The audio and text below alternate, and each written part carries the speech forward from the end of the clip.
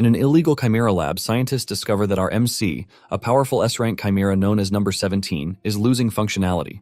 Deciding it's no longer useful, they discard it by sending it to the demon realm with a group of hunters, assigning it to protect them but forbidding its return. Inside the realm, countless monsters attack, but 17 effortlessly destroys them, ensuring the hunters' survival.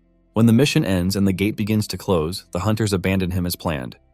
With no orders left and his body failing, 17's human memories resurface. He was an orphan kidnapped and turned into a chimera after being injected with over 500 monster cells. As his life fades, his core releases a massive explosion, and in a shocking twist, number 17 is reborn. Not as a monster, but as his original human self once again. 17 is left in awe as he tries to process what just happened to him. He realizes that the monster cells in him are still active, meaning he is not a regular human. He figures out that the lab is already done with him, which is why they have not come to retrieve him. In addition to the changes on his body, the experiment number on his wrist is gone. 17 believes that he was able to return to life thanks to the ability of the fire-type monsters that reside in his body. Apparently, unless the core is destroyed, the creature can survive up to 3 times. However, there is a saying that the phoenix doesn't fuse with human cells, which basically concludes that his own case is a special one. 17 figures out that everything the lab did to keep him under their leash has absolutely disappeared, and since his life as number 17 is over, he thinks of living as a regular human. In his quest to start a new life, he thinks of a name for himself, and he concludes on Cheon-Dawoon. Cheon initially thinks of getting revenge, but he trashes the idea, since he doesn't even know who he is supposed to target. Nonetheless, he is confident that he will eventually run into his targets one day. When Cheon realizes that his body is bare, he figures out that getting clothes will be the first step in becoming human. He starts walking around the demon realm and soon finds a river, which he thinks would be helpful. He looks around and suddenly finds a dead bird monster that died from poisoning. Since he happened to need leather, he figured out that the bird's hide would do. He transforms his arm into a blade, and with what he learned in the lab, he gets down to skinning the bird. The moment he sinks his blade into the bird's skin, a large smell of poison fills the air. Nonetheless, Cheon continues with skinning the bird, and eventually, he renders the dead bird bare. He now has a large hide that he can use as cloth, but he is disappointed that the hide is very stiff, and in addition, it has not been treated. Just then, he remembers that he can actually tan the hide himself. He gets down to it and starts pounding the hide until it becomes very soft. Cheon is proud of what he achieved, and he wastes no time cutting the hide into shape. While he is doing this, the bird has suddenly come to life behind him. Using his fists, he tears the hide into the perfect shape that he wants for it to become a caveman cloth. He notices that not all of the poison has been dissipated, but he is too lazy to work on it, and he decides to just let it be. Just then, he hears the bird's chirp, and he turns around to be met with the surprise that the bird was not actually dead. Cheon notices that the bird is moving according to his words, ultimately suggesting that it might understand him. Cheon is more surprised that the bird is already showing all signs of death, but for some reason it was still alive.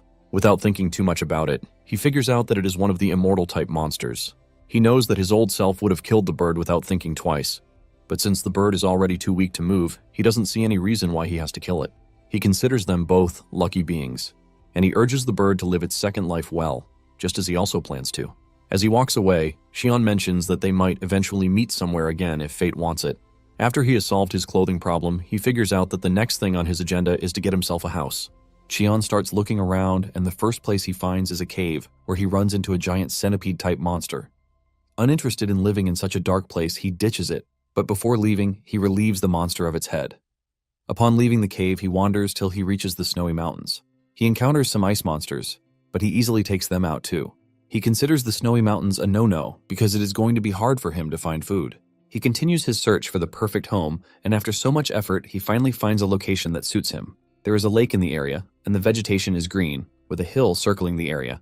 He checks out the lake and realizes that it is filled with fish that he can use for food. Everything that makes for a perfect home is present in the area, and without much debate on it, Cheon figures out that he has found where to build his new house. Elsewhere, a mechanical-type chimera just found itself in the demon realm. Since Cheon has decided to build a house at the location, he finds a suitable plot and he turns his arm into long, sharp blades. With just a swing, he cuts down timbers and arranges them. When he places the foundation timbers on the ground, he notices bumps, and he fixes this by clearing the land until it becomes level. After he is done with this, he grabs the trees and he starts driving them into the 4 corners that will serve as the house post. After this, he laid planks on the house floor, and for the walls he couldn't get his hands on nails, so he used slime from snail-type monsters. Apparently the slimes are always very solid, but he doesn't know if it is going to be waterproof or not. For the finishing touches, he uses cocoon silk from silkworm larvae. Cheon is pleased with what he has built, but he notices that something seems to be lacking. He starts thinking of what other human homes have that he is currently lacking. He thinks of a garden or even a dog, but he dismisses the idea, since he can't raise a dog in the demon realm. He concludes that he is going to make a vegetable garden, but even this leaves him conflicted, because he needs to think of something that will grow in the demon realm. Suddenly, it dawns on him that there is a snowy mountain close to him, where he can get a particular plant called mandragora. Cheon immediately heads to the mandragora's habitat, which is the snowy mountains where the demonic energy is thickest. The thick snow on the mountains made him remember when he was kidnapped as a kid and sent to the lab. Even though he went through pain, he can't deny the fact that becoming a chimera has its perks. Some of the perks of being a chimera are that he doesn't have to worry about the cold or hunger. Momentarily, he finds the mandragora's plantations. Apparently, the mandragoras are extremely stress-sensitive, and they are like a sunfish-type monster.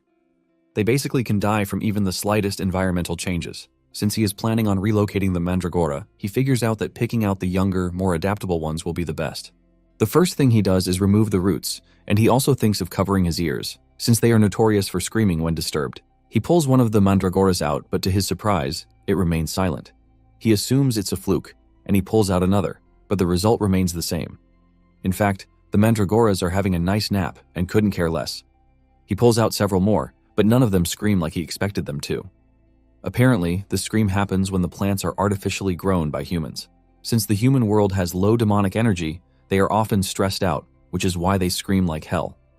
If they are forcefully pulled out, they also scream, and they end the sequence by dying. Since they are in the demon realm, the mandragoras have no reason to scream.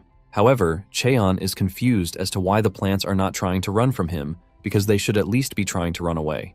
Suddenly, it dawns on him that he actually has mandragora cells in his body, and they probably see him as one of them. He believes that this is a good thing because it is less stressful for him. Cheon is already thinking of the nice things he can get by growing the mandragoras, like tea, and even eating them as snacks. However, forcefully taking their fruits makes them poisonous, and Cheon figures out that he has to find a way to convince the plants to trust him. Just then, he notices that there are hunters in the vicinity, and he decides to check them out since he is curious to know what they are doing in the dangerous snowy mountains. Meanwhile, 2 hunters are facing off against a horde of B-rank rabbit-type monsters after they are left behind by their comrades. The 2 hunters are barely surviving thanks to their barrier, but even this is about to shatter. The 2 start regretting their actions of becoming hunters among all the other jobs available to them. Just as they are about to be killed, something suddenly appears out of nowhere and hits the ground in front of them. This catches their attention, and that of the rabbits too. When the dust from the impact starts to clear off, they are surprised to see the image of a person approaching them, and it is none other than our MC. Cheon realizes that the monsters are engaging snow bunnies, and the moment the rabbits sense the aura coming from his body, panic sets in, and they all vanish into thin air. The hunters cannot believe that B-rank monsters just ran away at the sight of Cheon. The 2 thanked Cheon for saving them, and they introduced themselves to him. He also does the same, but the hunters are genuinely confused because they have never heard such a weird name before. Cheon then asks the hunters why they are in the demon realm, because he can clearly see that they are low-rank hunters. The hunters confess that they did it because of money. Apparently, there was a task to capture a chimera alive, and the promised reward was very tempting. The moment they mention a chimera, Cheon becomes defensive, assuming that they are talking about him. Just then, the hunters mention that the chimera escaped from a lab, and it is said to be a mechanical-type chimera. Since he is not a mechanical type, he figures out that he has nothing to worry about. He plans on getting his hands on a gate crystal and then going back to his new house. Cheon then asks the 2 where their gear is because he is pretty sure that they have gate crystals. The hunters then reveal that the dudes who betrayed them have taken all their gear with them. The hunters then ask Cheon if he has any plans to return to the human world soon because they are almost at their limits. Basically, humans can't stay long in the demon realm because of the demonic energy that will kill them. However, this has no effect on Cheon again. The hunters start begging Cheon to save them, but just then, Cheon locates the traitorous hunters. He immediately flies in the air and heads for where the hunters are, while the 2 hunters almost crap their pants because their savior just disappeared right in front of them. Elsewhere, the hunters have managed to corner the chimera and are prepared to take it down. The moment they start converging on it, the chimera angrily activates its battle mode, ready to take on the hunters without fear. Momentarily, Cheon arrives at the last location where he sensed the chimera, only to find nothing but blood and the hunter gear. In addition to this, there is a child's footprint mixed with beast tracks, suggesting that the chimera was changing form while fighting the hunters. Since the chimera was made of liquid metal, it makes sense that it can freely change shape. However, the material used in making it is quite rare, which is why they made it small, not more than the size of a kid or a dog. Cheon is impressed that the Chimera was able to take on 5 B-rank hunters who were after it. On the other hand, the 2 hunters are already at their limit, and one of them even has a baby on the way.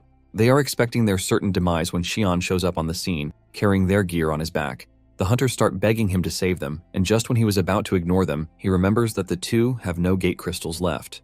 One of the hunters whips out 2 million won in cash, telling Cheon that they are ready to buy the stones if he has them. It is apparent that they are going to die if they don't get out of the demon realm, and fast. Cheon is blown away by the amount of money that he is being offered for the gate stone, even though he really doesn't need it. Nonetheless, he decides to take the money because he might need it when he finally decides to visit the human world. Cheon then opens a gate for them, and the hunter bows to him, assuring him that he is never going to forget the favor he just did for them. The hunter grabs his already exhausted friend so that they can leave, and this is when Cheon mentions that gate stones were always around 200,000, but the hunter tells him that prices have changed ages ago. The hunter asks Cheon why he is interested in this, and he reveals he feels kind of bad that he extorted them. To get rid of this guilt, he decides to do something for them in return. He taps the exhausted hunter on the shoulder and starts infusing mana into his body, ultimately shocking the hunters. The technique is something that even A-rank hunters don't want to get involved with. This is because the manas might clash and tangle, which will rupture their mana holes, ultimately causing death. The hunters assumed that Cheon was going to fail and they were going to die, but to their utmost surprise, he pulled it off, and he purified the demonic energy. The hunters hugged each other tightly because they thought they were already dead. After he is done helping them, Cheon decides that it is time for him to leave. The 2 start thanking him, while wondering just how powerful his mana is for him to have easily infused it into the exhausted hunter. After the hunters are gone, he returns to his house, and he is pleased that his trip went well. He notices that mandragoras are already awake, and he figures that it is time to plant them. He finds a spot on the land where he plants the mandragoras, but they seem unhappy. Cheon wonders what is wrong with them, and he tries feeding them some mana to make them feel better. Just as expected, their mood actually changed, leaving Cheon relieved. Meanwhile, the mechanical chimera is hiding the bush behind him, and even though he can sense the chimera's energy, Cheon decides not to make a move until it actually wants to connect with him. Cheon steps into his house, and he pours out everything he got from the hunters, including the cash. Among them are a portable burner, 8 gate stones, spare clothes, and sleeping bags. Cheon is glad that everything is just what he needed, and luckily for him, there is ramen in the bag too. He remembered that the last time he had ramen was when he was at the orphanage. Since he is hungry, he decides to make ramen for himself. Following the instructions on the ramen pack, he grabs a pot and steps outside to get water. However, a fish comes flying out of the water to attack him. Since he is going to need other ingredients for the ramen, he smacks it to death and stuffs the fish into the pot. To add more ingredients to the ramen, he finds wild eggs, herbs to serve as onions, and stuffs everything into the pot. Meanwhile, the mechanical chimera is watching, and its stomach grumbles for food. Cheon turned on the gas and started preparing the ramen, but the terrible smell from the ramen almost choked the mandragoras to death. Even though the food obviously smells really terrible, the mechanical chimera is really interested in it. Since it wants to eat out of the food, it thinks of a genius idea and transforms into a dog. It learned that humans, like dogs, and in addition, they feel more sympathy toward wounded animals. It approaches Cheon like a dog, but Cheon can easily sense that it is the mechanical chimera. Cheon assesses the situation and realizes that the mechanical chimera is still young and learning. He wonders how the chimera was able to escape the lab and make its way into the demon realm. Since the chimera is willing to join him, he offers it the terrible-looking ramen that he made. The 2 sit together to eat, and it reminds Cheon of when he and his fellow orphans enjoyed eating ramen in the orphanage. After they are done enjoying their beautiful meal, Cheon tells the chimera that it can leave, since he has to clean up. The dog turns around to leave, but as it walks away, Cheon reminds it that it was limping on its left foot earlier. The chimera is shocked and realizes that it has been discovered, but it changes its supposedly affected foot and continues moving. Shortly afterward, he decides to try out laundry and packs out some of the clothes he got from the hunters. He figures out that he needs to do it since he can't be wearing leather clothes for the rest of his life when he is not a freaking caveman. He places the shirt on a rock, and he figures out that he is just going to follow the instructions of how to do laundry that he already knows. He grabs a short stick and carefully hits the shirt, but to his surprise, even his gentle strike shatters the rock and shirt. Cheon is hit with the frustration of what comes with being strong, but he finds solace in the fact that he has one more shirt to try. However, he notices that the mechanical chimera is still stalking him even though it has refused to make contact. It is basically transforming into anything that fits its disguise, and it's watching his every move. With everything he has seen so far, Cheon figures out that the mechanical chimera is still under the age of 5. In addition, it has an awkward mechanical speech, which Cheon thinks is okay since it is just a side effect in young chimeras who had knowledge forcibly implanted into them. After a really tough moment, he finally pulls off doing the laundry and it comes out nice. However, it was after washing the shirt that he realized that it was too small for him. But instead of ditching it, he decided that he was going to just hang it on the line and leave it there as a trophy. After this, he figures out that checking on the mandragoras is the next thing on his list. Just as he left the cloth on the rope, the mechanical chimera grabs it and puts it on just because it is imitating what he has seen in other humans. The mechanical chimera declares that the shirt is finally its own, and to rock it better, it transforms into a young girl with beautiful long hair. While looking at the mandragoras, Cheon realizes that they are acting really weird, which is not supposed to be so. The leaves on the plants are already wilting, and the roots appear to be dry. Cheon is confused because he pulled out all the weeds when he was making the field for the mandragoras.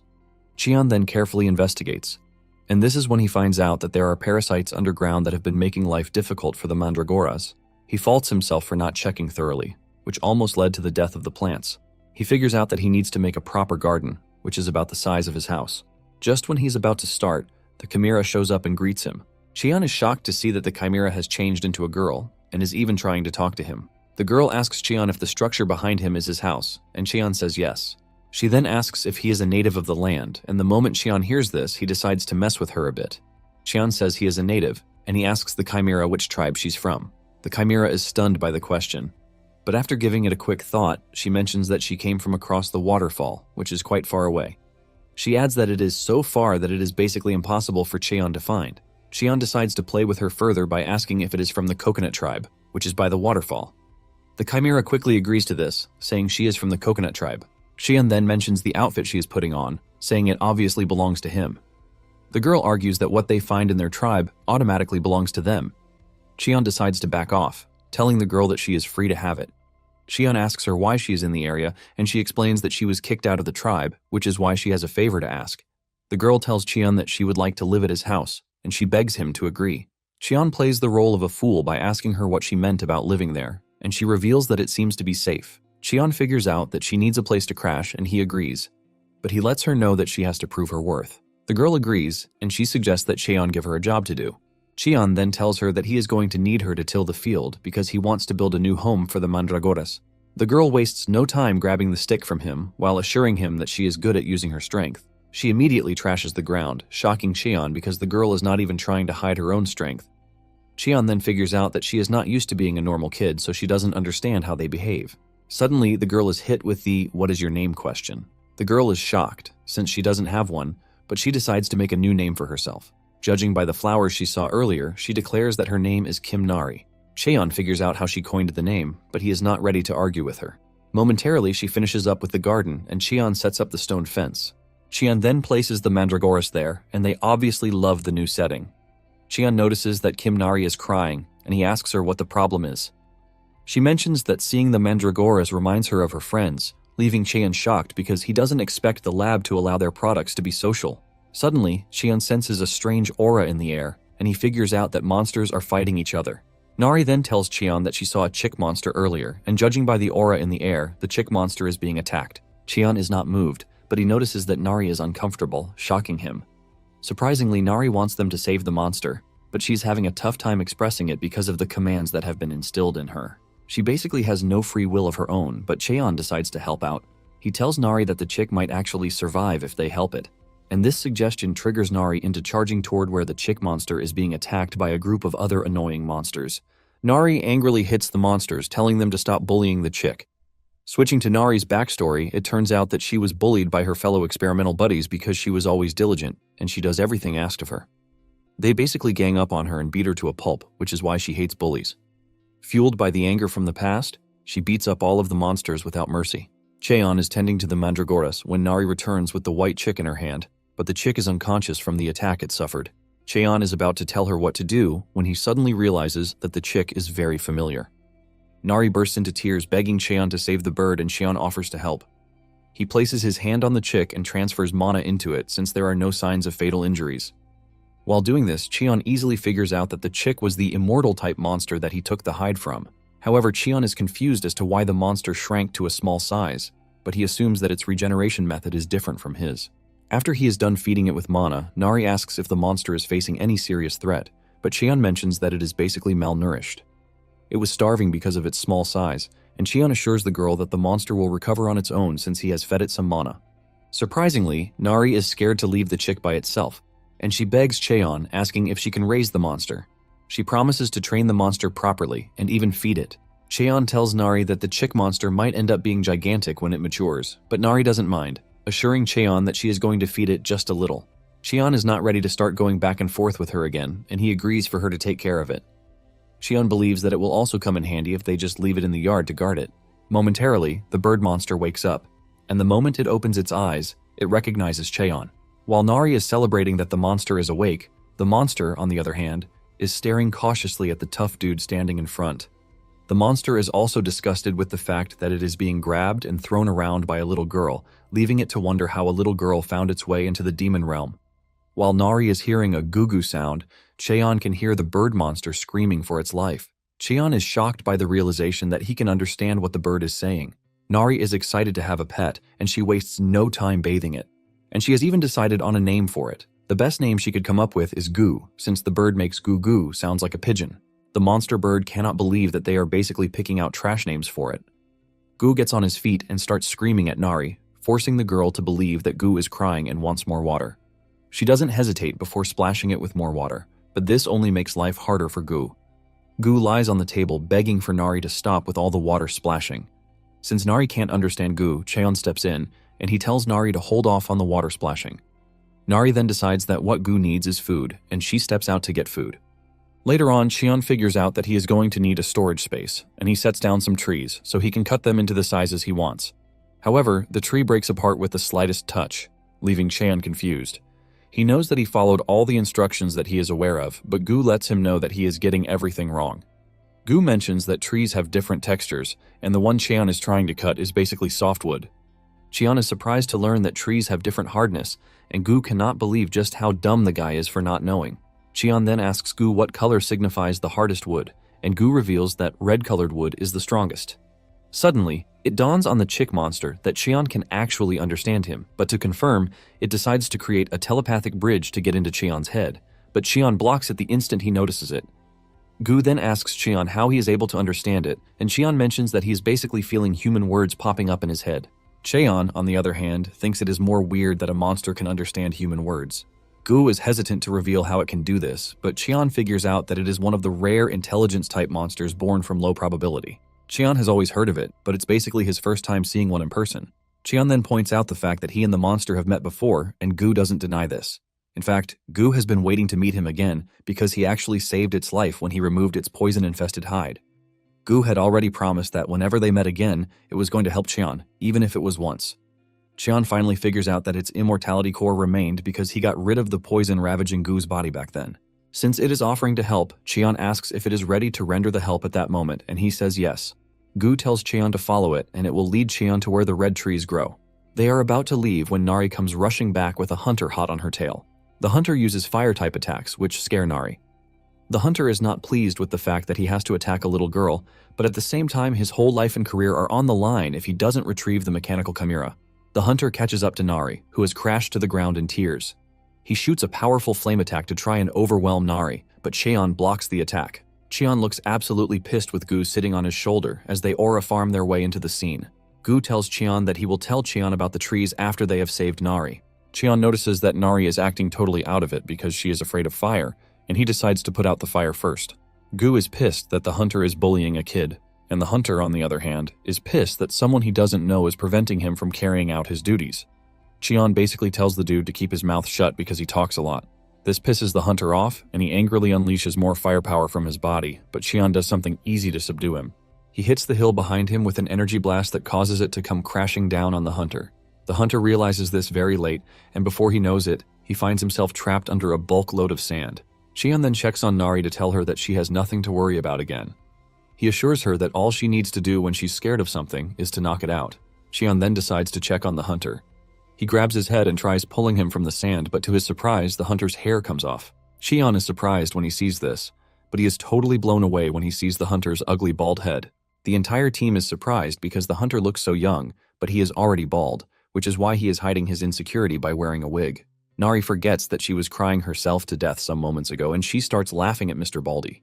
Cheon, on the other hand, tries to assess the situation, and judging by the hunter's strength and Nari's strength, Cheon doesn't think she should be losing to the likes of him. Since he wants to know what is going on, he resorts to the use of telepathy, which can help look into someone's memories. He senses that Nari is still scared of the evil scientist who worked on her, and Cheon pats Nari on the head for being a strong girl. Cheon figures out that the trauma might not disappear immediately, but it will get better as time progresses.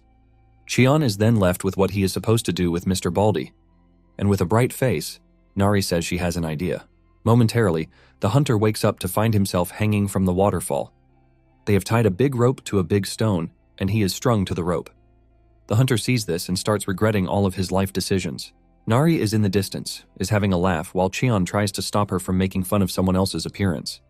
Cheon then grabs the pot and fetches water from the river, claiming that it is for ramen. Nari is excited when she hears this because she believes that Cheon's fish ramen is the best in the world. Cheon teases her by asking her if the coconut tribe eats fish ramen, and she excitedly says yes. The hunter, on the other hand, is trying to understand his situation, and judging by Cheon's appearance, he figures out that he is A rank at least. However, he doesn't rule out the idea that Cheon might even be stronger than he thinks because there are reports of hunters who are pretty strong, but they operate from the shadows. While Cheon is getting water for the ramen, Nari is busy catching fish left and right. Cheon then tells her that they only need one fish, so she can let the rest go. Nari excitedly agrees with this, and Cheon urges her to drop the fish in the pot. The hunter is horrified by what he is looking at, as he cannot believe that the huge amount of water that they are fetching into the pot is what they plan to use in cooking the 3 packs of ramen. The hunter cannot stand the abomination that they are about to commit, and he screams at them, telling them to let him go so he can cook the ramen. Cheon agrees and cuts him down from where he is, so he can cook the ramen. Even though it is just ramen, the hunter can sense the immense pressure coming from the two, ultimately pointing out that he is dead meat if he messes it up. With sweat dripping from his face, he decides to go with the standard form of cooking ramen that he knows. He figures out that the amount of water that he needs will depend on what his sixth sense says it is. Since he is cooking 3 packs of ramen, he adds the sauce and noodles to the boiling water, and he figures out that he needs just a little over 4 minutes to get it done. To get the exact minute, he starts counting his heartbeat, and the moment he reaches 200, he starts implementing all the noodle techniques that he knows. The hunter wishes that he had some kimchi, but since he is in the demon realm, he can't. Nonetheless, he did his best, and he has no regrets about what might come after. Once he is done, he calls the group to ask if they are interested. They stare at the noodles, and Nari is the first to point out that the noodles look absolutely different from those Cheon cooked. Cheon and the group decide to try it out, and the moment they take a spoon out of it, they are sent into a foodgasmic state because of the tasty ramen. Nari jumps off the table telling Cheon how delicious the ramen is. Even Gu is entirely blown away as he asks if humans are always eating such delicious food every day. Cheon mentions that he's actually surprised, but he suggests that they finish the ramen first. Shortly afterward, they finish the food, and deep down, they wish the ramen hadn't finished. The hunter nervously asks them if they liked the ramen, and the first thing Cheon asks him is what he actually wants. The hunter is confused by the question, and Cheon mentions that the ramen is too delicious for him to eat for free. Cheon then urges the hunter to tell him what he wants, and if it is something within his power, he promises to grant it. The hunter, Nam Kiseok, is happy to hear this, and he immediately falls face first, telling Cheon to teach him how to be strong just like him. Cheon is shocked to hear this as he asks Kiseok why he is asking him to teach him when he is not his master. Kiseok confesses that Cheon is the strongest hunter that he has met. In addition, Kiseok can see that Cheon has settled down in the demon realm, which is why he built a house there. Kiseok tries to point out the perks of having him around, and the standout perk is that he can cook. In fact, he is ready to become a delivery man who helps Cheon get things from the human realm. Kiseok is very desperate to learn from Cheon so he can be promoted to A rank. Cheon then asks Kiseok if he attacked Nari because of the bounty. The hunter is surprised that the mechanical creature has gotten a name, and Cheon whispers in his ear, telling him to go with the flow that Nari is from the coconut tribe. Kiseok mentions that he went after Nari because of personal reasons that are difficult for him to say, but he assures Cheon that it is definitely not because of bounty. Kiseok then mentions that as long as he passes the hunter promotion test, he is not worried about anything else. After hearing his plea, Cheon agrees to help him, since he also made a delicious meal for him. To start the training, he suggests that they start with a sparring match first. Kiseok is glad to hear this, but Nari cuts in, saying she wants to be the one to spar with Kiseok. Cheon asks her if she is confident about what she just said, and she reminds Cheon that he was the one who said scary things are to be knocked unconscious. Fueled with determination, she wants a chance to put out Kiseok's fire too. Cheon then points to a black rock, asking Kiseok if he can break it. The rock is known as Black Iron Stone, which is a stone that is said to be several times harder than diamond. Kiseok is stunned by the request, and while he is still making up excuses of why he can't break the stone, Nari shatters it and demands that they engage in a sparring session. The next scene dives into Kiseok's backstory, who was a naturally awakened hunter and considered a prodigy at that. He awakened his abilities when he was 8, which is a bit early since regular people awaken their abilities when they are 10 or older. Because he was hardworking, he was able to grow at a really fast rate, and he reached B rank plus before the age of 20. Everything was going so perfectly for him until he realized that his hair had fallen out. In his early 20s, the crown on his head reduced drastically, and by the time he got to his mid-20s, he developed a receding M-shaped hairline. Kiseok started visiting pharmacies just to try and get a solution to the problem. However, the pharmacist told him to give up on trying to get a transplant because it would eventually fall out. He was once a handsome dude who had so much talent, but the hair issue made him lose his light. Because of this, his growth as a hunter also came to a full halt until one day he saw a research program hosted by Dr. Han Myung-do of the Hanbit Research Institute. The doctor was talking about how he accidentally spilled the rare liquid material all over his head, and surprisingly, his hair grew a whole lot. Apparently, he is nearly 90 years old, but he has full hair on his head. This caught Kiseok's attention, and he got up from where he was rotting on his couch. When Myung-do is asked about the remaining liquid metal, he mentions his plan to use the remaining liquid metal to create a mechanical life form and challenge for the big prize. Kiseok has a valid crash out when he realizes that the doctor has no plan to make a hair loss cure, which is considered the real use for humanity. A few days after this, Kiseok reads in the news that the mechanical life form created by the Hanbit Research Institute has escaped into the demon realm. Since there are no laws in the demon realm, Kiseok got out of his slumber and decided to find the mechanical life form so he could keep it for himself. He plans to pour all the metal there on his head, but now that he is in the demon realm and sparring with Nari, he is getting beaten up. Kiseok cannot believe that Nari is way stronger than him because he couldn't even land a single hit on Nari. Cheon is disappointed and lets Kiseok know this. However, Kiseok is not a quitter, and he assures his supposed master that he is going to do better. Later on, Cheon manages to get the storage cabinet done thanks to the tip he got from Gu about the red wood. Even Gu is proud of Cheon's creation, and it tells him that the cabinet will definitely last a long time. While everyone is busy with their own thing, Kiseok is training really hard. Even though he is suffering in Nari's hands, he doesn't feel any sense of embarrassment. Instead, he feels a sense of freedom. He believes that this is because he has taken off his wig. Gu is impressed with Kiseok's ability to control fire, but he is disappointed that he can't even beat a kid. Cheon then tells Gu that Nari is not just any kid, which makes it understandable. Because of his refusal to give up, he asks for another sparring match with Nari. This time around, he goes after Nari with a flame shaped in the form of a blade. He manages to land a hit on Nari, but she liquefies her body, shocking Kiseok. This leaves him in awe, but at the same time totally open to Nari's attack. Nari easily returns to her human form and kicks him so hard that he crashes into the nearby hill, leaving a noticeable crack in the wall. Nari confidently mentions that he is no longer scared of fire, and this is all thanks to Cheon. While lying there in shame, Cheon wonders if he has reached his limit as a B rank and no longer has any skill to boast of. However, Kiseok has an admirable trait of not giving up, and because of this, he gets back on his feet with an excited look on his face.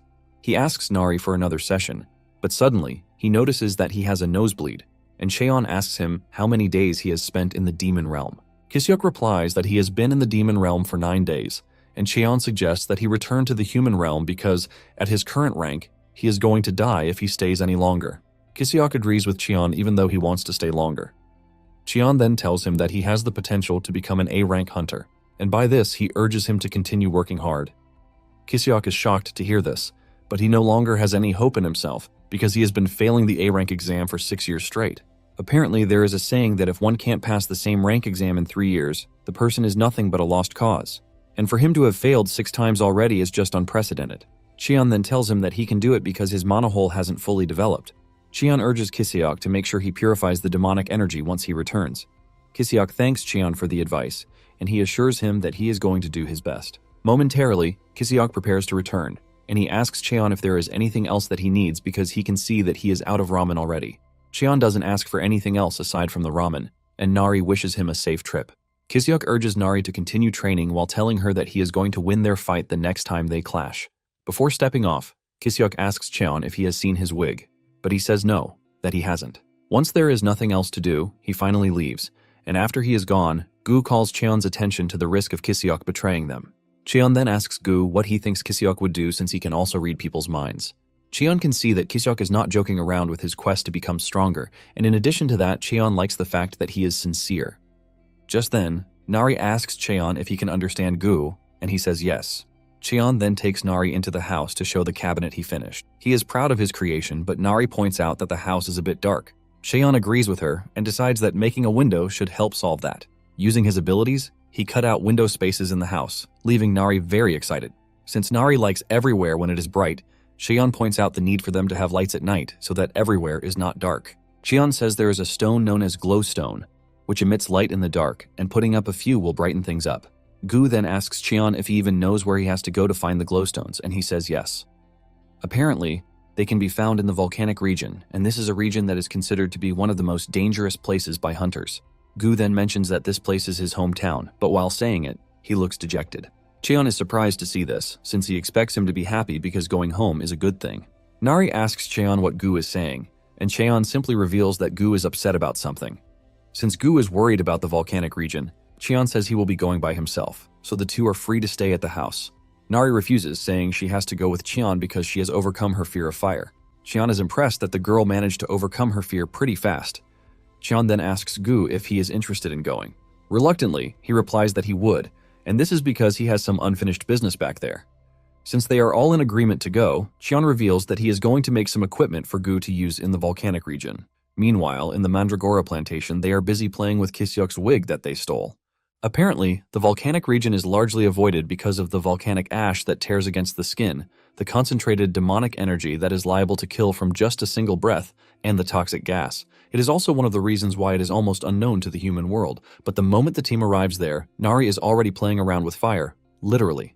Gu understands why the girl is acting all weird, and this is because she is a mechanical life form. However, he is more interested in what Cheon is. Cheon simply replies that he is a Chimera hunter, but this surprises Gu, since he knows that Chimera hunters are not always in human forms. Cheon mentions that he was always like that, but the moment he regenerated, his form changed. Cheon then asks Gu if he is fine hanging out with them, since he is a monster and might not be too comfortable around a hunter. Gu assures Cheon that he has nothing to worry about with them, since he enjoys having someone he can talk to. While the two are discussing, Nari shows up to complain about the fact that she can't hear Gu, unlike Cheon. Cheon then tells Nari that all Gu wanted to know was his origin. Nari quickly cuts in, saying she is a native, but Gu knows better.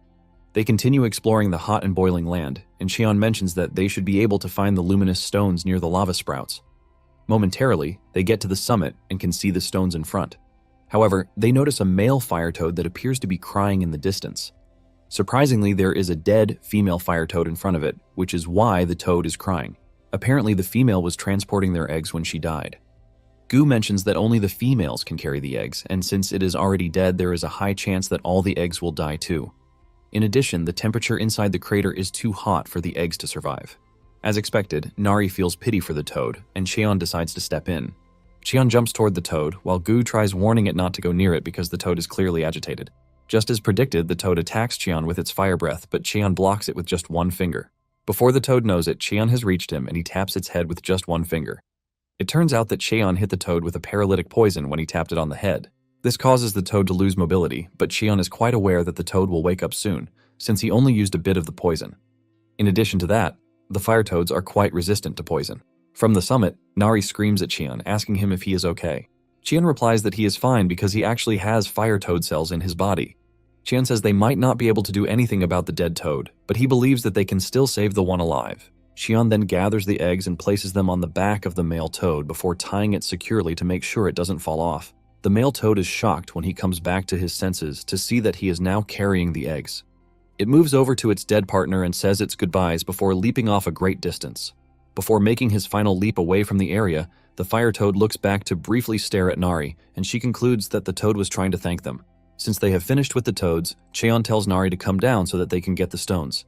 Nari excitedly grabs the stones off the volcanic pit, but Cheon warns her to be careful because she is going to hurt her foot if she drops them. Nari giggles jokingly, saying the stone is nothing compared to her strength. Gu, on the other hand, is struggling to carry the stones, and he blames this on his little body. Cheon then urges him to go take care of his business while he takes care of the stones. Cheon believes that Gu even brought gifts for his friends, but Gu retorts, saying monsters don't have friends. In fact, he is not planning on meeting them, but he just wants to drop the gifts and leave. Cheon is impressed that Gu is missing his kin, which makes him a very intelligent monster. Gu, on the other hand, deludes himself by saying he is not missing them but regrets not saying goodbye to them when he left. Chan then asks Gu why he left his pack. Gu then mentions that there were good things that came with his intelligence awakening, and there are bad things too. Apparently, Gu felt he never would have felt the emptiness that is currently ravaging him if he hadn't learned the language. Gu felt superior and alone, since he couldn't properly relate to anyone, which is why he left the pack. In fact, his pack doesn't know he is gone, but he doesn't blame them, since they really don't have the sense of kinship. In the process of removing the stones, Nari suddenly stumbles upon an egg, which is obviously a monster egg, but she has no idea which one it is. However, there was a slight crack on the egg when Gu almost fell and dropped the stone he was carrying. Qian is worried that the hatchling might have a problem because it actually needs to break out of the egg on its own to be able to grow strong and healthy. Nari is concerned, and she suggests that they take the egg with them so it doesn't cook. Gu is against this since they don't know what type of monster will hatch from it. Xian, on the other hand, is thinking about a perfect solution. He has a place that he believes would be perfect for a nest, and in addition to that, he is a bit curious about what is inside the egg. After careful consideration, Qian decides that they will be taking the egg back home. Gu remains adamant that they should leave the egg because he has never seen an egg like that before. Qian then uses the guilt trip card on him, asking him why he dropped the stone to crack the egg in the first place. Gu accepts the blame but reminds Qian that Nari might get hurt because of the stupid decision he is about to make. Qian then tells Gu that they have nothing to worry about as long as he is around. Gu takes into account what he said and he agrees for them to take the egg home. Since they have all agreed to take the egg back home, Qian suggests that they continue with their stone mining. Soon afterward, the group returns home to see that Kiseok is back. Qian is surprised that the dude returned early. Kiseok then offers to carry Qian's bags for him, and Qian decides to hand him the bag, since he claims that he is strong. Kiseok collects the bag, but he immediately drops it as if he were handed Thor's hammer. Just then, Qian notices that Kiseok's face is covered in bruises, and he asks him what happened to him. Back at the volcanic region, Gu's gift to his kinsman is the ramen packs that he left for them. Qian figures out that Kiseok must have gotten beaten up somewhere, but this is a shock to him, since Kiseok doesn't appear to be the type of guy to be bullied. Kiseok tries to defend his aura-reducing moments by saying Nari usually beats him, but Qian can't believe that the dude is actually proud of it. To avoid getting questioned by Qian, Kiseok runs off, saying he needs to prepare food for them. Moments later, Nari finds Qian working on the stones, and he asks him what he is doing. Qian mentions that he is working on the lamp by cutting and shaping the stones. Qian tells Nari that he is going to hang the glowstones on the ceilings, and he assures her that it will turn out nice. Nari commends Qian for being a smart guy, and the fact that he explains things in detail too. In addition, Nari believes that Qian is a kind-hearted person just like her father. Qian milks the opportunity by asking her if she is talking about her daddy, who is in the coconut tribe. Nari tries to play along too by saying yes. Shortly afterward, a fight breaks out between Gu and the Mandragoras because he believes that they invaded his territory. Later on, Kiseok finishes making one of his special dishes, tofu pockets. He serves the dish and urges the group to dig in. Even though Qian is interested in the food, he tells Kiseok that he would like to know what actually happened to his face. Kiseok mentions that he went to the Hunter Association to apply for the promotion exam, but he ran into some A-rank hunters, and they teased him for failing 7 years in a row, which eventually led to a fight. Before he even finishes his story, the group has finished their food and is asking for more. Kiseok mentions that the hunters told him to stop hanging around, since he is nothing but a total failure. Kiseok says they kept teasing him about his hair, which was why he fell for their taunts and ended up fighting them. Qian then asks him if he is totally bald or if he shaved his head. Apparently his hair loss remains a medical mystery that no one has been able to get a solution to. Qian then asks him when the next promotion exam is, and Kiseok says it's in 90 days. Since they have little time left, Qian suggests that it is time for them to engage in special training. Kiseok is eager about the training, and he assures Qian that he is going to do anything he asks him to. Qian shocks him when he says the first thing he is going to do is to take over the dishes from Nari. Kiseok is still crying about the dishes when Qian tells him that he has to wash the remaining glowstones to get rid of the volcanic ash on them. Kiseok is shocked by this, leaving him to remind Qian that he mentioned something about special training. Qian then tells him that he is free to ignore the training if he wants to live the rest of his life as trash. Qian then turns to Nari, telling her that they need to go fishing to aid their digestion. Nari is excited about this, and Kiseok, on the other hand, figures out that Qian must have a reason to tell him to wash the dishes. Instead of complaining, Kiseok gets down to the dishes because he is a man who worked really hard to get to B class. Kiseok doesn't waste any moment in glazing himself about all the good qualities that he has. Kiseok runs after Nari and Qian, and he joins them at the river. While Nari and Qian are trying to catch fish, Kiseok is busy doing the dishes, but he is having a hard time with the fish. Apparently, his type of power makes it hard for him to deal with aquatic animals. Cheon is utterly disappointed in Kiseok, and he tells him that his mana has its uses. He tells him to put up a shield with his mana, and Kiseok mentions that he is always trying to, but it has never worked. Upon hearing this, Cheon grabs a glowstone and tells Kiseok to hold it. Kiseok is surprised that he is asked to hold a glowstone all of a sudden, but just then, the stone drops from his arm.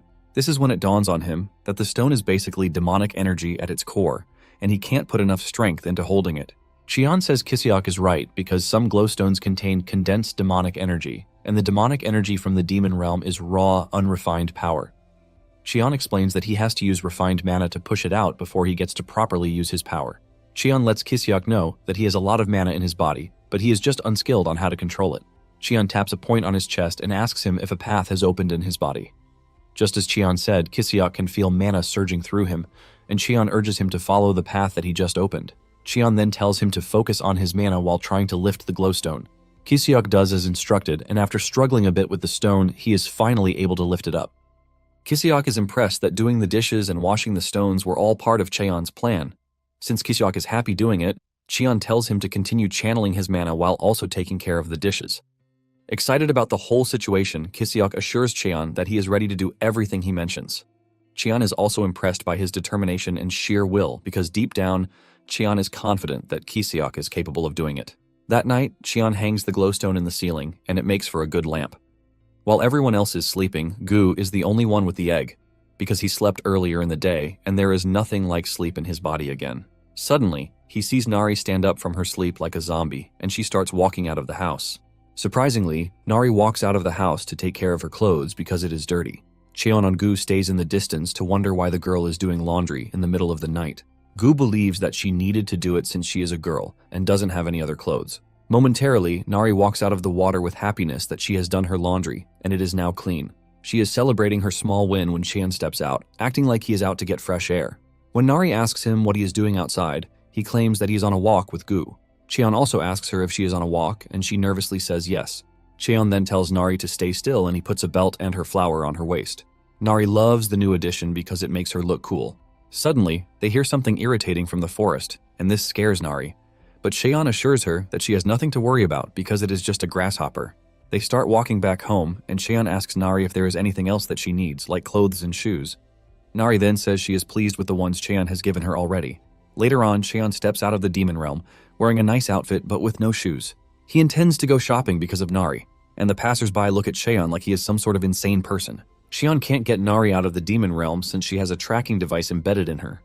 And also, she is also suffering from trauma. Cheon never believed he would find himself in the human realm because of a kid's clothes. While he is standing around looking for the clothing store, he is approached by a rugged-looking kid who assures him that he can help him find the clothing store for 10,000 won. Since he can clearly see that Cheon is not from around there, he assures him that he can lead him to a store. Cheon is willing to pay, but he tells the dude that he doesn't have small bills with him, and would only pay when he gets smaller change. The kid is not impressed that a hunter has no 10,000 won on him, and he assumes that Cheon is a rookie who got scammed. Nonetheless, he still asks Cheon to follow him, since he looks like he has money to buy clothes. As they are walking through the street, he introduces himself as Oh Bong-soo, and Cheon notices the police patrol cars stationed around, making him believe that the slum is now safe. Bong-soo then mentions that he can clearly see that Cheon has not awakened for long because he came out of the gate without any equipment. To Bong-soo, he believes that Cheon was robbed by other strong dudes, but he gives Cheon a word of advice that he should not give up.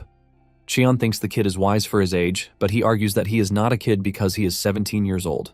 Suddenly, they spot some thugs in front, and Bong-soo tells Cheon to avoid the district at all costs because it is the most dangerous slum out there. Apparently, the Space Gang was once in District 11, but they have expanded their territory to District 13. Bong-soo says the police don't even go there anymore, and this is when Bong-soo reveals that they are actually standing in District 12. This got Cheon worried as he wondered if the orphanage where he lived in District 13 was still there. Meanwhile, inside a children's clothing store, the owner is already regretting her decision to open a children's store inside the slum, and she is thinking of switching businesses when Cheon enters the store. After a funny interaction between Bong-soo and the store owner Park, he tells her that Cheon is there to purchase some clothes. Park angrily grabs Bong-soo by the cheeks, telling him to stop bringing broke hunters to her store because she has a lot of them owing her already. Park has already written Cheon off because of the way he is dressed. Apparently, she was the one who told Bong-soo to bring pitiful hunters to the store because they remind her of her late brother. Park admits this but says she will eventually run out of business if she continues helping. While the two are busy arguing like a couple, Xian is checking the clothes in the room. Just then, Xian cuts in, telling them that he wants to buy clothes and brings out a 10 million won bill, saying it is all the money he has. The moment they see this, their reception changes as Park starts acting like a good store owner while Bong-soo carries a plate of snacks and a drink for him. Park starts marketing all the clothes that she has in the store. Xian then tells the store owner that he needs clothes for a middle-aged girl and himself. Park is glad to hear this, and she jumps right into her store to start bringing out the beautiful clothes that she has. By the end of the day, Xian has bought out every piece of clothing he can from the store, and the store owner wishes that her day could just continue the way it is. After packing everything, she offers to get them delivered, but Xian assures her that he can carry them by himself. Xian then brings out 100,000 won for Bong-soo, and he tells him that he has another favor to ask him. After they step out of the store, Bong-soo stays silent until he leads Xian to an inn that he had asked for. He assures him that the inn is safe because there is a police station nearby, and the owner is a nice person. After hearing this, Xian steps in, telling Bong-soo to wait outside for him. Bong-soo stands outside thinking about what happened in the store. He believes something is off because Xian gave him 100,000 won and also bought him clothes. He believes that Xian is one of the guys who lures kids to kidnap them, leaving him with the option of whether to run or not. At the same time, he thinks about it and realizes that Xian might actually be a good person. Momentarily, Xian returns outside and says that Bong-soo was right about the owner being nice. Suddenly, he hands Bong-soo a key, saying he can clearly see that he is living on the streets. Xian has paid a year's rent in advance so he can start living there, and in addition, he has paid for his meals too. Xian tells Bong-soo to make sure that he eats properly, and after sorting everything, he tells Bong-soo that he is leaving. Just as Xian is about to enter the gate to go back to the demon realm, Bong-soo is forced to ask him if he has an ulterior motive because he just met him that very day. Bong-soo cannot believe that Xian did all the nice things for him, and Xian tells him that doing all he did basically reminded him of how things used to be. Xian mentions that he was once like Bong-soo, even though it was a long time ago. With this, Xian steps into the demon realm, and by the time he returns, Nari is already worried because Xian stepped out without saying anything. Xian then mentions that he went out to get Nari gifts. He drops the bag with her, and it is essentially filled with nice clothes. Nari is super excited about the nice clothes that Xian bought for her, and he urges her to take them into the house to try them on. In a quick revelation, it was Kiseok's clothes that Xian borrowed to go to the human world, and he didn't even get him anything when coming back. Later on, Xian sits down to fold the clothes while Nari tries on some. Xian is glad that Nari is excited about the clothes that he bought for her, and she also looks cute while wearing them. After trying out a few, she finally picks her best one, which is the one with a chick drawing in the middle, and she claims it looks like Gu. Gu cannot believe that he is being compared to a dull chicken drawing on a cloth. Xian then offers her the chance to try folding the rest of the clothes herself, and she happily accepts it. Gu then mentions that there is no room in the house for all the clothes that Xian brought back. Xian says he's been thinking about this, and his solution is that they are going to expand the house so he can create a walk-in closet and then install a built-in wardrobe. Gu is worried that they need to start cutting trees for this, but Xian tells him that he has the perfect person who would help them out. Just then, he summons Kiseok, telling him that he has another special training for him. Kiseok is excited to be called upon, and he informs Xian that he has cleaned his training outfit, and by this, he is talking about Xian's ragged outfit. Kiseok mentions that it was soaked in poison, and because he didn't know, he almost died just by touching it. Kiseok believes that Xian intentionally left the poison on the outfit to train himself to get stronger. Unknown to Kiseok, Xian was just too lazy to wash it, and suddenly, he tells Kiseok that he is free to wear it. Xian plays the perfect card by telling Kiseok that it is going to make for the perfect training uniform.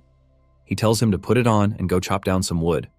Gu, the instigator, steps in, saying he will be the one to even pick out the woods for him. Kiseok immediately becomes worried because he might actually die just by wearing the outfit, and Xian is making it harder by telling him to go chop down trees. Suddenly, Nari screams at them from inside the house, saying there is something wrong with the egg. The group enters the house, and Xian believes that the egg is about to hatch, which is why the movements are getting violent. Kiseok is worried that a disaster-grade monster will come out of the egg, but Nari disagrees, saying it is going to bore a cute monster. The two are arguing when the egg starts to hatch, and what comes out first are some really sharp claws. The group remains curious until the entire egg hatches, revealing the creature inside, but Nari and Kiseok are entirely confused because the creature is not one they have seen before. It has the body of a snake while its feet look like those of a bird. The creature wastes no time jumping from the table onto Kiseok's face, and he almost dies from fear. Later on, Kiseok begins cutting down the trees as requested by his master. Gu sits on his head to monitor and supervise, and while cutting the trees, Kiseok is having a really tough time because of the poison present in the outfit. Kiseok cannot believe that Xian was perfectly walking around in the damn outfit. Xian, on the other hand, just had a good time after folding clothes. Nari then shows up with the creature in her hands, telling Cheon that it appears to be an obedient and nice creature. Cheon believes that the creature is loyal to Nari because it can figure out that she was the one who saved its life. However, the question of what they are going to name it remains. Cheon then suggests that they name it Sasa because it is part snake. Nari is still discussing this with Cheon when Sasa jumps off and runs toward the woods. Cheon is glad that the two are having a good time together, which speaks well for the family. Cheon then tells Gu that he has never seen a creature like Sasa before, and Gu says the same thing, which possibly means it's a rare species. However, Gu knows that it is certain that the monster is from the volcanic region, and because of this, they need to keep an eye on the mandragoras. Apparently, monsters from the volcanic zone consider plant-type species a delicacy. Basically, they munch on any plant that they see, since plants are scarce in the region. In addition to this, they like plants that are filled with strong demonic energy. Because of this, Gu is confident that the monster will try to dig up the mandragoras so it can eat them. Just like Gu predicted, the monster has already made its way to the mandragoras field and a stare-down ensues between them. Nari wants to stop them, but Cheon says there is no need for this. He believes that they are monsters and they need to get a go at each other even once to sort out their differences. Since Sasa is still quite young, Cheon doesn't think it poses much danger to the plants. Just then, Sasa aims for the smallest mandragora, but the biggest one blocks it. The mandragora immediately jumps into a defensive then counterattack formation, and just as expected, the second mandragora launches the counterattack. However, Sasa blocks the attack with its tail, while looking like it's smiling. However, the third one already uses the opportunity to close down on Sasa. In the end, the mandragoras beat Sasa up, and it starts crying. Sasa ends up running away, and Cheon mentions that the mandragoras are the winners of the first round of the fight. Since the show is over, Cheon suggests that it is time they return to what they were doing. 2 days later, Kiseok completes the extension of the house, and Kiseok gladly dumps the outfit with tears of joy running down his cheek. He wonders if he did it well, but Cheon shows up, praising him for even doing it better than expected. Nari is also impressed because the house smells like flowers, and this is thanks to Gu picking out aromatic wood for the building. Cheon is confident that all the clothes stored there will also smell nice. When Kiseok learns that Cheon has given the new monster a name, which is Sasa, he proposes a supposedly better one. Cheon tells him to reveal his proposed name, and he ends up picking Snake Chick, which is the dumbest name a human can think of. Nari suggests her own name, but it turns out to be trash too. Gu wants to join the conversation, and Cheon decides to ask him for his real name, since he claimed he had one before. Gu then reveals that his real name is Rocky Mountain Hoof, which basically expresses his identity. Cheon heaves in disappointment, since he is living with a bunch of dull brains. Since no other person can come up with a better name, the group just sticks with Sasa. Since they are done with the house extension, Gu asks Cheon what their next plan is. Cheon then reveals what he thought about when he was in the human realm. He suggests that they build a sturdy fence around the house to stop monsters from coming in, even when he is not around. Kiseok stares at the house and doubts if anyone or any monster in their right senses would try to approach the scary house. Cheon then says an S-class monster or rogue hunters might show up. Since they are looking to keep people out, Gu says it has to be made from materials with dense demonic energy, and to get this, they are going to have to go to the coastal area. Apparently, there is a yellowish quartz there that is even harder than blackstone. Cheon already imagines how beautiful the fence is going to look if they attach glowstones to it too. While Nari and Gu are excited that they are going to the coastal area, Kiseok is having a nightmare about it. Kiseok is scared to death, but just then, he gets a nosebleed, which means he has to return to the human world. Kiseok cannot be happier because it happened at the right time. Kiseok immediately tells Cheon that he needs to head out to get meds for demonic energy, and Cheon agrees. He tells him to take care of the mandragoras just in case they come back late. Kiseok then tells Cheon to be careful of the coastal region because it is a dangerous place for A-rank hunters and below. Basically, the region is being ruled by 2 disaster-grade monsters. This is the first time Cheon will hear this, and Kiseok explains that reports said that they are Chimera hunters who escaped the lab a long time ago. Apparently, they have the heads of birds, but their bodies maintain their human form. Meanwhile, some hunters are practically going up against the said disaster-class monsters. They land a direct tracking hit, causing the monsters to turn in the opposite direction. They believe it is running away and suggest that they pursue it. However, one of them says they should wait until the monsters reach their shelter before taking them out. The hunters are surprised that even after 60 years, the monsters are not dead yet. They believe that the chimeras have completely turned into monsters, and the hunters are not ready to allow the monsters to tarnish the great achievement that came with the creation of chimera hunters. Suddenly, they notice that the monster is not even running away but aiming straight for them. The team leader orders his men to put up a barrier against the incoming attack. However, their barrier didn't do much against the monster as it shattered it with just a single blow. This is when it finally starts to dawn on them that they have misjudged the monster's strength. The monster comes at them again and is about to finish them off when Nari appears on the scene to punch the monster while telling it to pick on people its own size. The monster figures out that Nari is a chimera and he leaps backward to reassess the situation. Nari then tells Cheon that the monster is bullying the hunters, but Cheon thinks it is actually the wrong way. Just then, the hunters get the wind that the mechanical chimera is around them. This is when it dawns on Cheon that Nari still has a tracking device embedded in her. In addition, Cheon seems to know the birdhead dude. Cheon then screams at him, reminding him that they were roommates, but he can't seem to remember his tag number. While Cheon is discussing with the birdhead, the hunters suggest that it would be best if they retreat and return to the human world. However, they plan to come back stronger, and the moment Cheon hears this, he knows that they are going to be a pain. Without hesitation, he suggests that he and the birdhead take care of the situation. It turns out that the bird was truly his roommate, number 33. Number 33 also recognizes the smell coming from Cheon, and he is able to figure out that he is number 17. 66 years ago, in a forest close to the TDA laboratory, number 33 was seen carrying a little girl on his back as they tried to escape the lab. Apparently, the little girl was named Gia then, and number 33 was struggling to get them both to safety. As they run through the forest, they suddenly run into little Cheon, who tells number 33 that he heard about his side effects and the fact that they are getting worse. Cheon told him that it would still end badly for him if he didn't return in 3 days because the detonation spell would kick into play and kill him. However, Cheon says his sister, Gia, is not scheduled for termination yet. Cheon suggests that number 33 stay back at the lab, where he can get suppressants for his side effects so he can live a bit longer, even if it is a day. Number 33 then tells Cheon that he is never going to know how they feel, since he has no side effects like the rest of them. Number 30 lies his sister down and tells Cheon that all he cares about is living freely, and to get this, he is ready to fight Cheon to get out of his way. Just then, Cheon opens a gate to the demon realm for him, shocking number 33 because he never expected him to have a gatestone. Basically, they know that there are 2 options for them if they step into the demon realm. It's either their human cells get poisoned by the demonic energy, or their monster cells absorb the demonic energy and get activated. Cheon lets number 33 know that the demon realm is the best option for him since he wants to live freely until he dies. Basically, the lab's detonation spell won't activate if they cross into the demon realm. Number 33 asked Cheon if there was a way to survive in the demon realm, and he told him that he would have to build up enough mana to protect his human body and mind from the demonic energy. Cheon admits that it might not be easy for him because of his current abilities, but he is pretty sure that the future holds uncertainty. Number 33 says he might not know why Cheon is helping them, but he is taking the help nonetheless. Before entering the demon realm, number 33 says they have been roommates for 4 years, but still do not know each other's names. This is when number 33 finally reveals that his name is Yubeom. Now in the present, Cheon puts the hunters in a state of mind control to erase their memories, and once he realizes that it is working perfectly, he lets them go. Apparently, Cheon has the cells of an oblivion herb transplanted into his body, and this causes hypnosis and memory loss. Yubeom cannot believe the number of things that were injected into Cheon's body just because he never showed side effects. Cheon lets the dude know that a lot actually happened after he left. Nari then drags Cheon's clothes to ask him if he knows Yubeom from somewhere. Since they are playing the native game, Cheon tells Nari that Yubeom is from the Sparrow tribe, shocking Yubeom himself.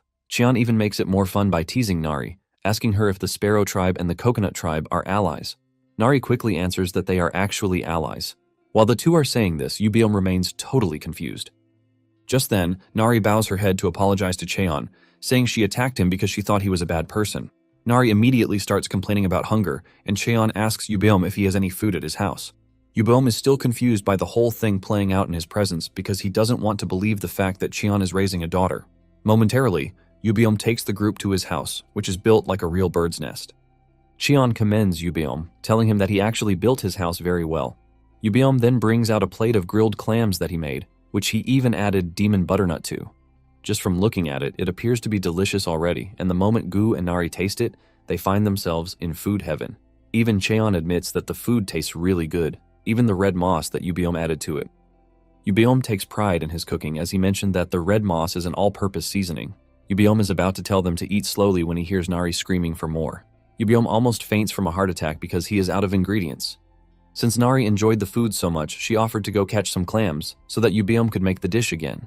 Yubeom then mentions that it might be a bit dangerous for her to catch the clams, but Nari runs off, promising to catch as many as she can because she wants to eat to her heart's content. While the kids are gone, the elders are left to discuss the aftermath of his departure.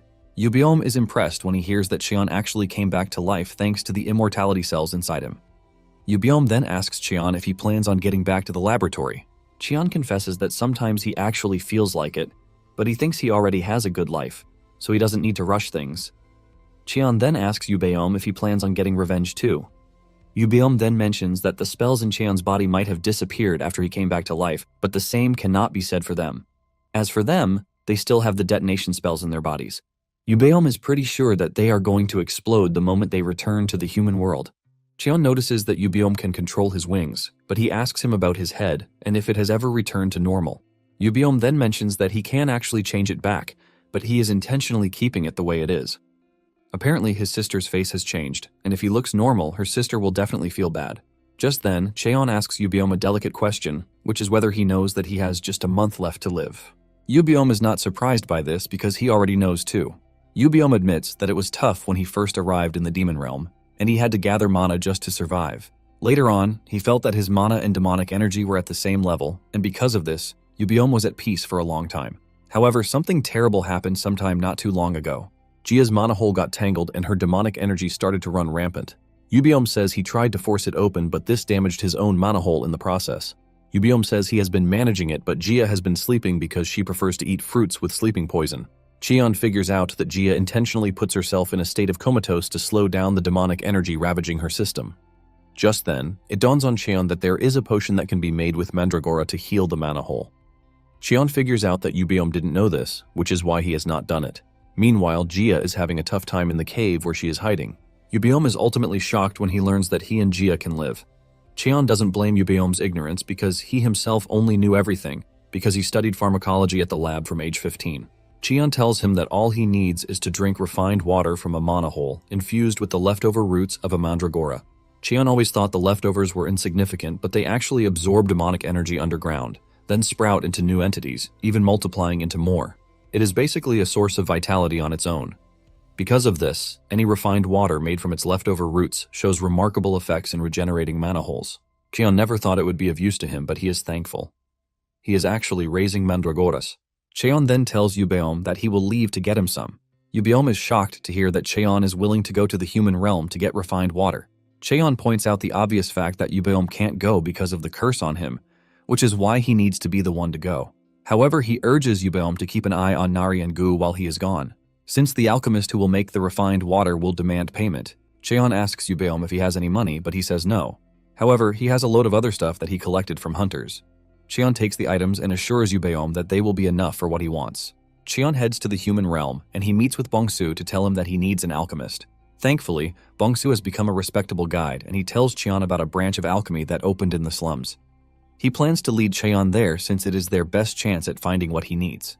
Cheon notices that Bongsu is wearing sandbags on his arms and legs, and he asks him why.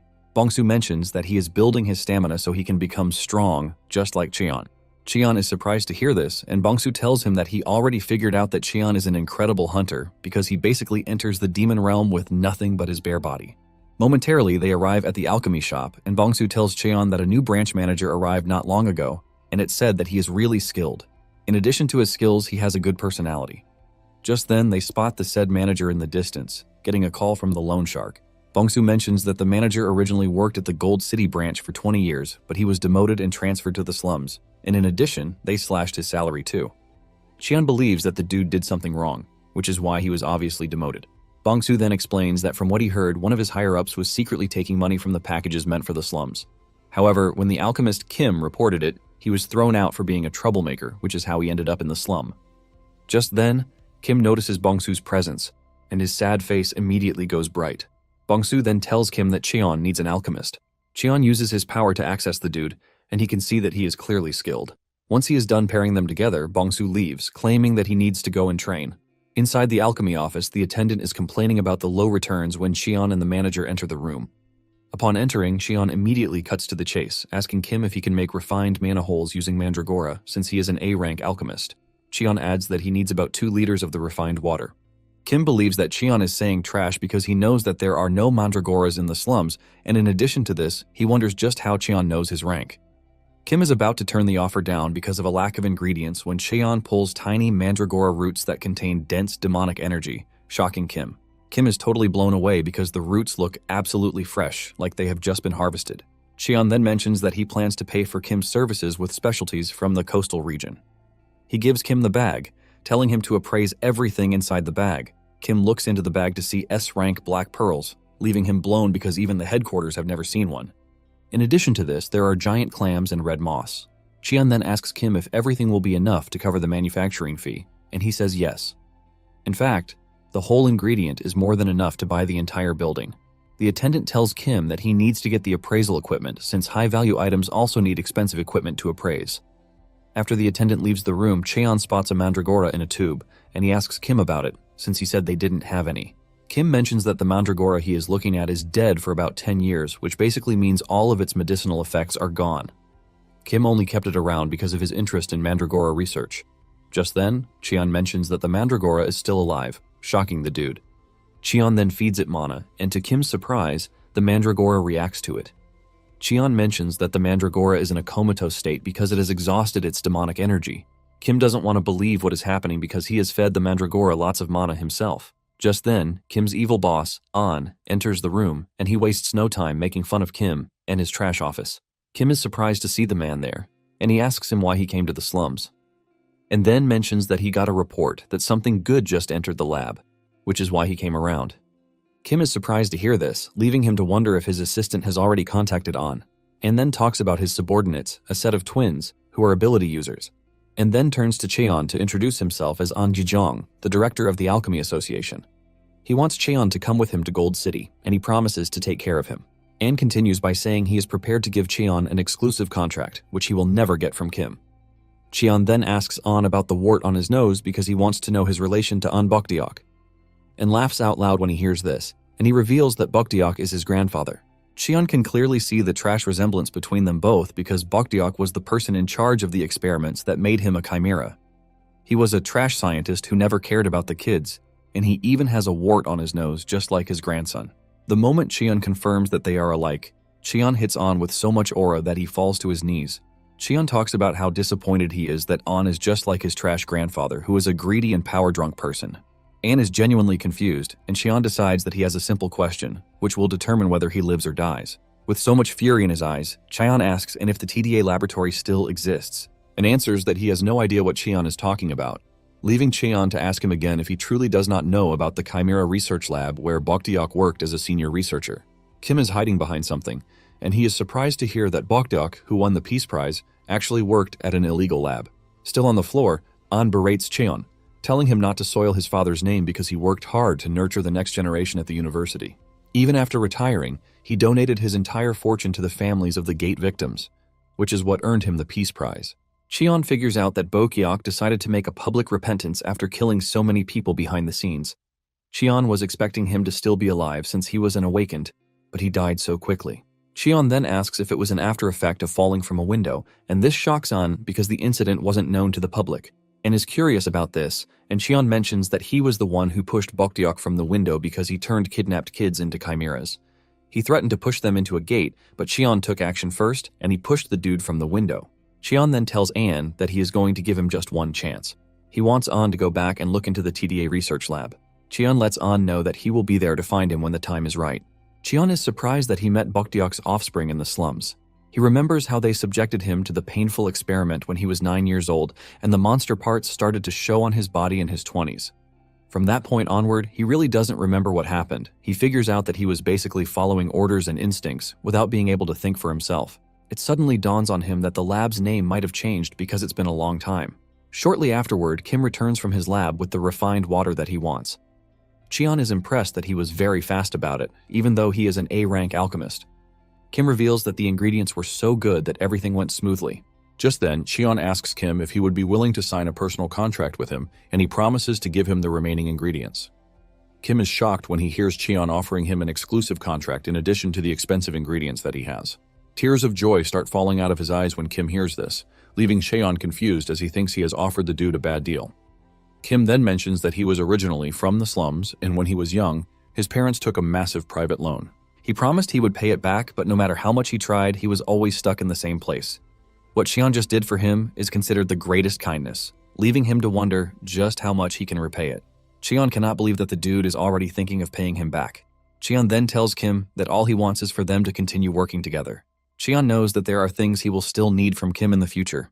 Since his business is done, he figures out that it is time to go back, but he hopes nothing has gone wrong in his absence. Just as he feared, Jia had gone on a rampage and had beaten Yubeom up. Even while getting beaten up, Yubeom is hellbent on keeping his promise to keep the kids safe. Yubeom finally decides to engage his sister in a fierce battle, and he dashes toward her at great speed. He knocks her to the ground, but suddenly, a strange barrier covers her. Yubeom is wondering what is happening when he finally realizes that Cheon was the one who put a jellyfish covering on her to restrain her. Everyone is relieved with Cheon's arrival, and Yubeom asks him if he got the medicine. Cheon assures him that he got it with him. He tells her to give Jia a bottle and take the other one for himself. After drinking the medicine, Jia calms down, and she later wakes up in the night with Nari sleeping beside her. Jia stands up, thinking it's a dream until he sees Yubeom and Cheon sitting together by the fire. When Cheon turns around to look at Jia, she almost passes out as she screams, asking Cheon who he is. Jia's scream wakes Jia from her sleep, and she wastes no time acting all friendly with her. Yubeom then tells Jia to check her mana hole, and when she does, she realizes that it is completely healed. In addition to this, her face has returned to normal. Jia is blown away by this, and she asks Yubeom where he found the people at their house. Yubeom is surprised that she doesn't recognize Cheon when she is the one who has been crying to see him. Yubeom understands that it's been a long time, which is why she doesn't recognize him. However, after a good look, Jia finally realizes that Cheon is number 17. She runs over to his brother to confirm if she's really looking at number 17, and he says yes. Instead of acting all friendly, Cheon decides to aura by asking if there is any more red moss. Yubeom replies that there is no more red moss, but Jia is not surprised because Cheon was always the least empathetic person with empathy. Nonetheless, she takes off her mask to thank Cheon for everything that he has done so far. Suddenly, Nari notices something sparkling in the sea, and Jia explains that it is a sea fairy. Apparently, they are basically seahorses that live deep in the sea, but Jia and Yubeom gave them the sea fairy nickname because they look like fairies when playing with them. Apparently, the seahorses only come out at night and return when the sun rises. Jia reveals that if they follow the sea fairies, they can find a yellow glowing quartz. This is when it dawns on Cheon that he has totally forgotten his main objective. Cheon then asks when the sun will rise, and Jia says it will come out very soon.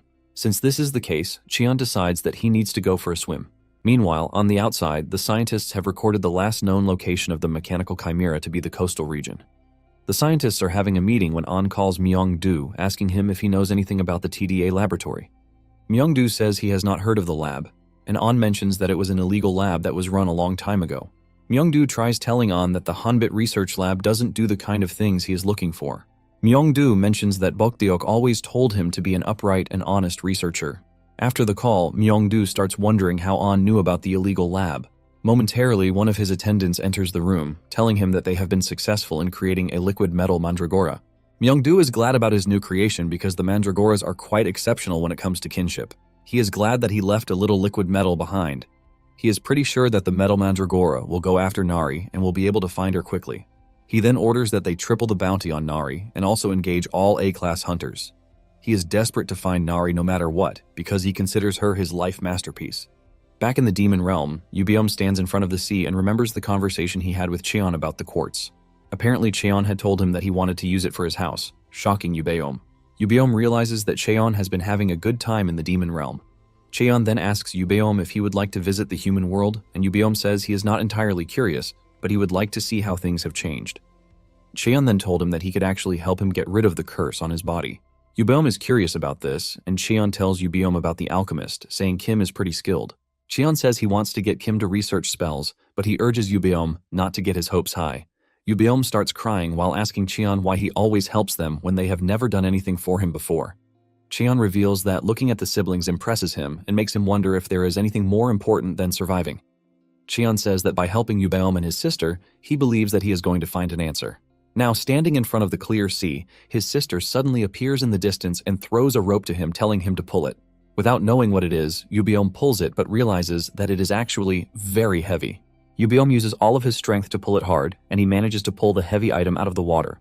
It turns out to be a large quantity of quartz. Yubeom is absolutely blown away when he sees this, as he cannot believe that Cheon and his team mined something so large. Nari and Cheon had fun swimming in the water while mining the quartz. When they got to the Sea Fairy's palace, it was absolutely beautiful, just like a yellow palace.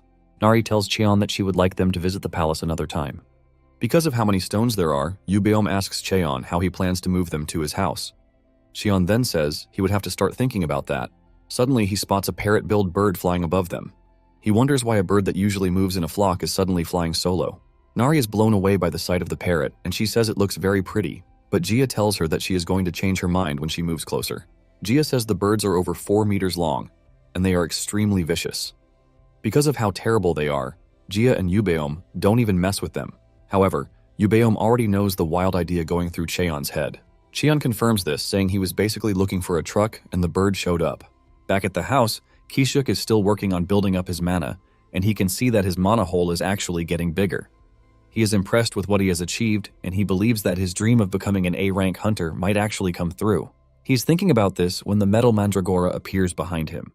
He panics when he sees the weird creature, but his worries are not over because standing behind the mandragora are 3 scary A-rank hunters too. The hunters recognize Kisiok thanks to his bald head, and they waste no time making fun of him. Apparently, they were the ones who bullied Kisiok when he went to apply for the promotion exam. Kisiok is panicking when he suddenly realizes that 3 mandragoras in the garden are standing their ground, and they are doing it in the most fashionable way. The hunters are excited about the mandragoras because of how much they are worth. One of the hunters approaches the mandragora to try and deceive it. Kisiok is already preparing to lay down his life to protect the mandragoras when the biggest mandragora kicks the hunter so hard that he is sent flying into the distance. Surprisingly, Yubeom and Gia arrive at the house at the same time, leaving them to wonder who is causing trouble at Cheon's house. Apparently, the two had gone ahead of Cheon to get to his house because the parrot-billed bird was flying so slowly, thanks to Cheon beating it up while trying to tame it.